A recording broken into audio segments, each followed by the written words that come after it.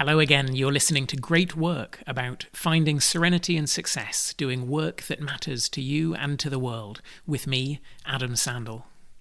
A warm welcome to the hundreds who have joined Great Work in the last couple of weeks, and my heartfelt thanks to those enthusiasts who have been spreading the word and encouraging others to sign up.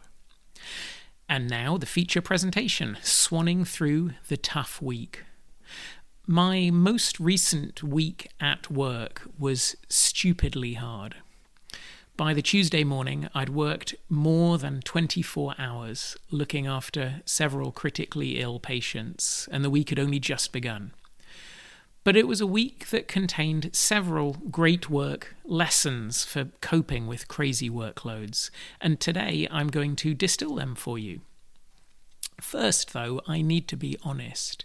I don't make these podcasts because I'm naturally good at serenity and success doing work that matters. I'm not.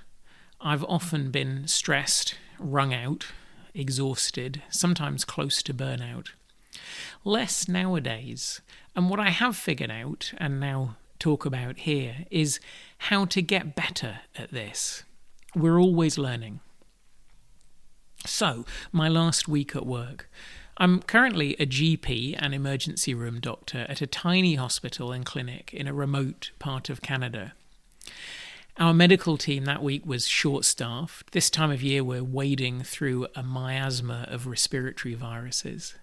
Everyone's sick, some kids and elders seriously so. So we're working harder than usual, and some of us get sick too. I ended up covering the emergency room overnight, 4 nights in 7 days, on top of working during the days. I was pushing through exhaustion. And that week, in this tiny, warm-hearted Indigenous community that had already suffered so much loss, there was a tragedy. I mention this tragedy because I was involved and because it weighed heavily on me. I'm not going to say more about it. It's not my story. But my heart goes out to those whose story it is. So I worked around 80 hours that week, often in the middle of the night, and many more hours on call. Earlier in my career, I might not have made it through. If I had, I'd have been a wreck within a couple of days, exhausted, anxious, irritable with colleagues, pissed off with the job, and working slowly and ineffectively. This work, like the work of teachers and sewage workers and social workers and nurses and bus drivers and farmers and managers and carers and musicians and honest politicians and everyone else who keeps the tiny cogs of the world turning, this work matters, but sometimes it's barely doable. This time, though, I wasn't anxious, irritable, or pissed off. I was exhausted and saddened and relieved when the week ended, but I felt on top of it, and even much of the time fulfilled by a job that does mean something to me. So what got me through this week? 8 things. Number 1, it's the reaction, not the stuff. This is a core great work idea drawn from cognitive behavioral therapy, the most evidence-based of all psychological therapies. It's this: you can often choose how you respond to challenges, and doing so well can turn an ordeal into exhilaration. Of course, some situations, including some work situations, are objectively awful. As for my week, it wasn't a week I'd want to have again. And no one should ever work 80 hours a week. That's a failure of workforce management and culture, of healthcare systems, of political leadership. But none of that could I solve or solve that week.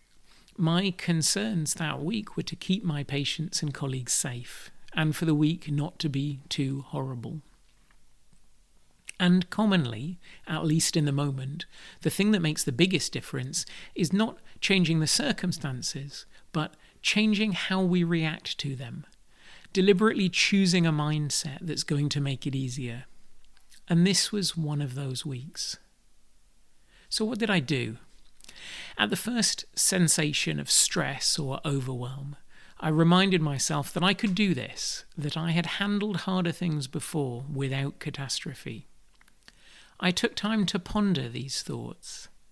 I kept in mind that it wasn't just me, that I was part of a great team which I could count on to support me if things got bad.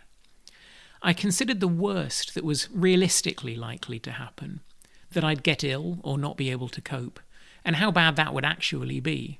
Not so bad. I'm not that important, and if our whole team really couldn't cope, there's a health authority behind us to manage the situation. I reminded myself that I'd be doing interesting medicine for people I care about, and that when I'm doing that, I enjoy it. And then I decided to take quiet pleasure in being able to handle something I couldn't have handled earlier in my career. I focused on the exhilaration of proficiency, the feeling that some call flow. It worked. As the week ended, I was exhausted and a little heartbroken by the tragedy, and relieved the week was over. But I wasn't wrung out, and I'd done a week of work I care about, and I'd felt fulfilled much of the time doing it. I was even, don't tell anyone, a little proud of myself. I'd kept the old irritation, the anxiety, the stress at bay. And if a week like that comes around again, well, I hope it doesn't, but each time I do something like this, I get a little better at it. If you want to think more about It's the Reaction, Not the Stuff, have a look for my previous podcast and article with exactly that title. Number 2, it's not a crisis. A serious flood, a fire, an earthquake would have been a crisis. The week's tragedy, for those whose story that is a tragedy. But my own working situation, it was a challenge, but it wasn't a crisis. It's taken me a while to learn that if you call it a crisis when it doesn't have to be, it'll start to feel like a crisis. And worse, you'll crank up the stress of those around you. I was leading the medical team that week, and making my colleagues' weeks worse would have been terrible leadership. Nor did I want to crank up my own stress. This is a facet of It's the Reaction, Not the Stuff, which I just spoke about. So I cultivated a good-natured, bring-it-on mindset, found opportunities for fun with my colleagues, and tried not to create a crisis out of a challenge. And it was so much easier that way. If you're interested in more on this, have a look for my previous podcast and article called Almost Nothing is a Crisis. Number 3, do less, say no. The harder you work, the more you'll get done, up to a point. After that point, working harder will result in you getting less done overall than if you'd gone easier on yourself. This is another core great work idea. This week, I was far beyond that effort optimum.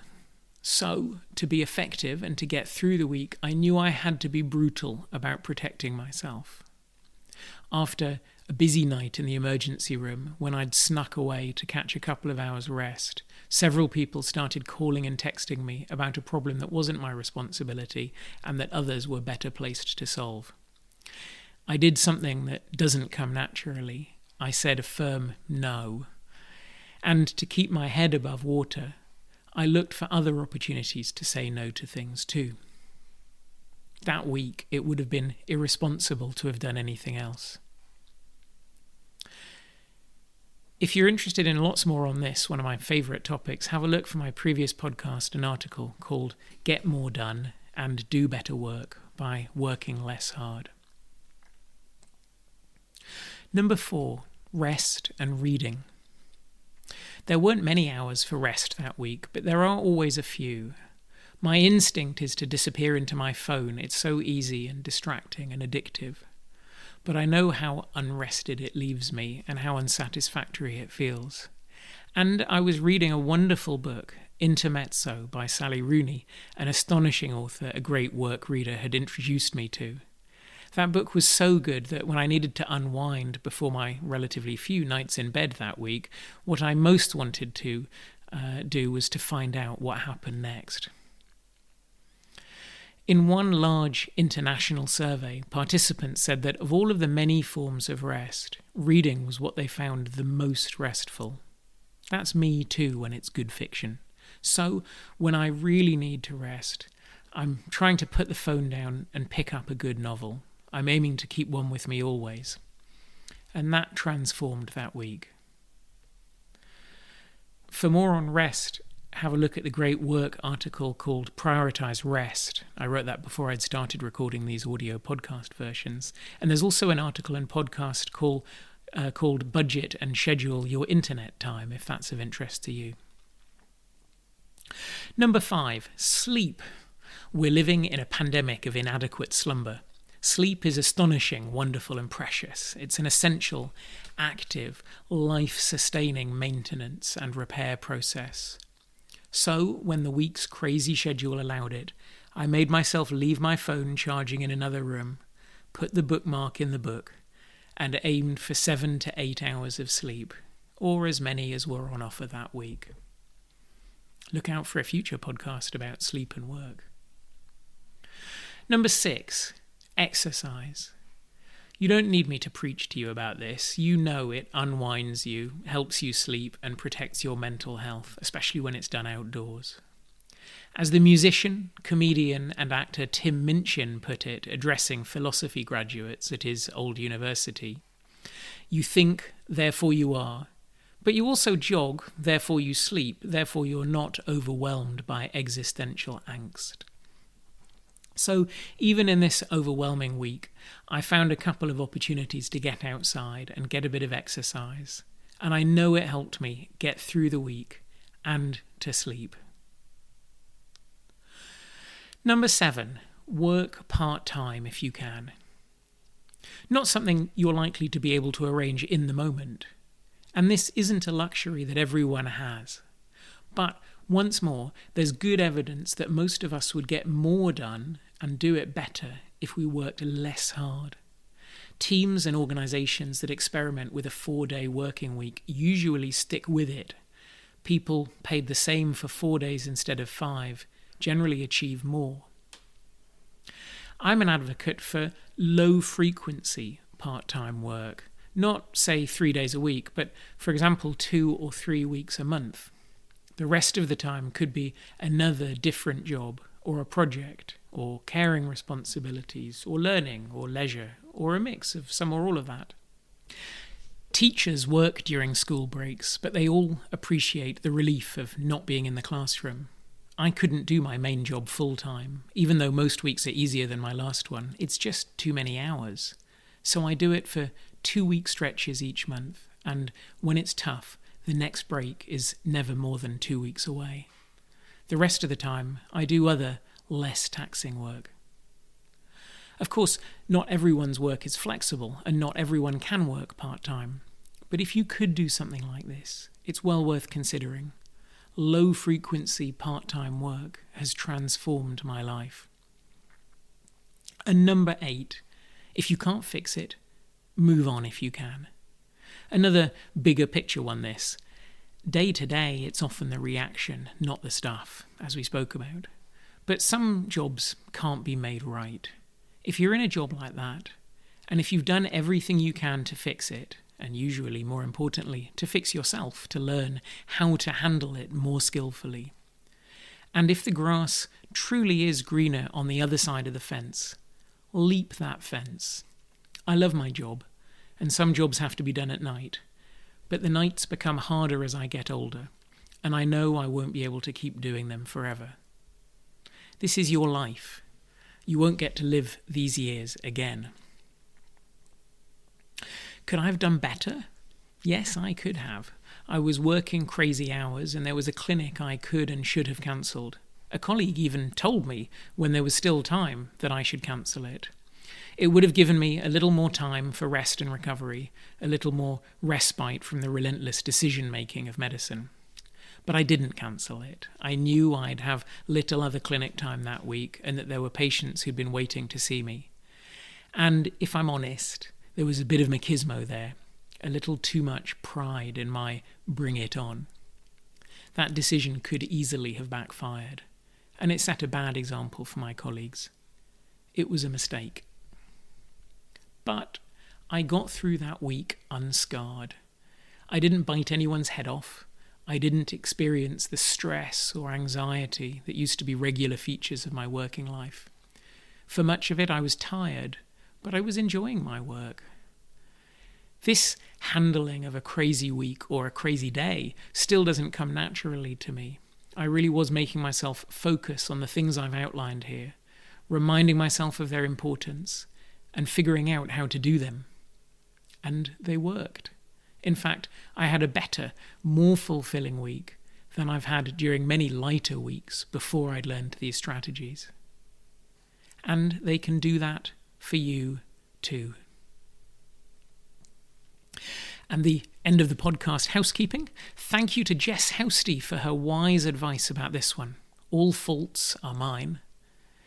If you're getting this via a podcast app or YouTube, do sign up for the email list at www.adamsandell.com. That's www.adamsandell.com. That way, you'll get the podcasts emailed to you every couple of weeks, embedded in an email you can read if you prefer.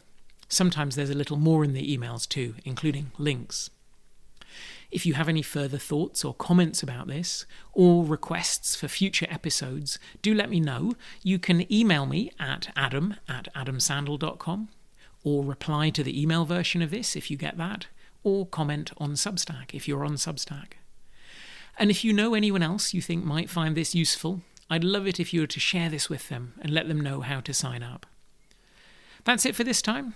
Thank you so much for listening.